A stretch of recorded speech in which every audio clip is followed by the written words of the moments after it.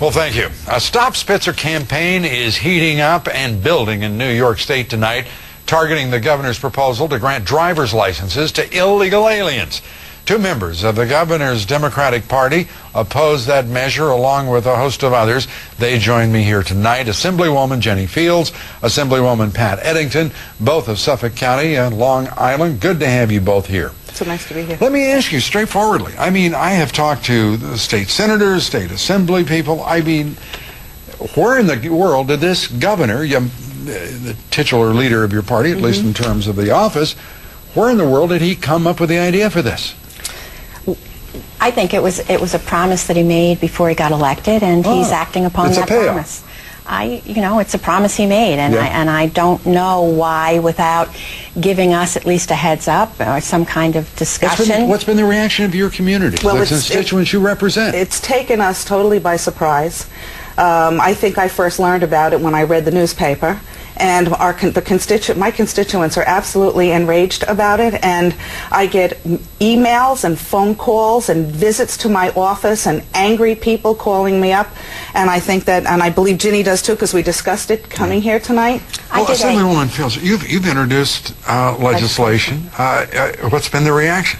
Very positive reaction. But prior to that, back in March, I sent out a mailer, and it was a survey, and one of the questions out of 22 was, do you believe an illegal immigrant should have the ability to obtain a New York State driver's license? The response was 90% no, and they wrote all kinds of things all over the survey. So, with the governor facing the fact that you and other members of your party and the Democratic Party hold sway in the Assembly, and not in the Senate, the Republicans there, the state Senate, what's going to be the outcome here? Is the governor, in your judgment, going to be defeated here?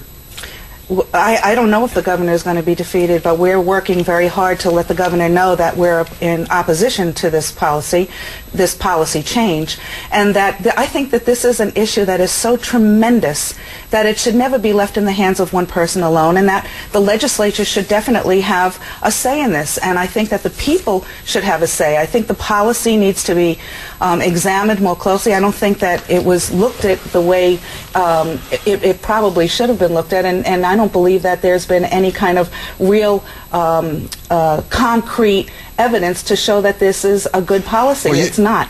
You've got a situation where Michael Bloomberg, the mayor of New York City, says, illegal immigration's a fact, get used to it. He loves it, in point of fact. You've got New York Governor Eliot Spitzer saying, well, let's give everybody driver's licenses. Heretofore, New York had one of the most rigorous demands for residency and proof of citizenship in terms of driver's licenses. What is going on in this state that it's aligning itself with the governments of Mexico, Central America, and the other primary nations of origin for illegal aliens in this country? What in the world is going on? Well, they're commenting that they're bringing them out of the shadows, and I don't agree. If you're illegal and you come here, what is going to make you go and show a passport and become legal all of a sudden? You're not going to be legal. It's not going to bring anybody else out, and they're going to continue to break the law. Do you think it is an accident that we are watching at the same time an effort by the ACLU, the AFL-CIO, various parts of the Democratic Party, and I ask you this because you're both Democrats, nationwide, from California to New York, from Washington State down to Florida, an effort to roll back enforcement, federal enforcement of immigration laws, trying to roll back community efforts to control the impact of illegal immigration. Is there some sort of coordinated national effort here that has heretofore been not visible to the American public? We swore to uphold the Constitution of the United States and the Constitution of New York State.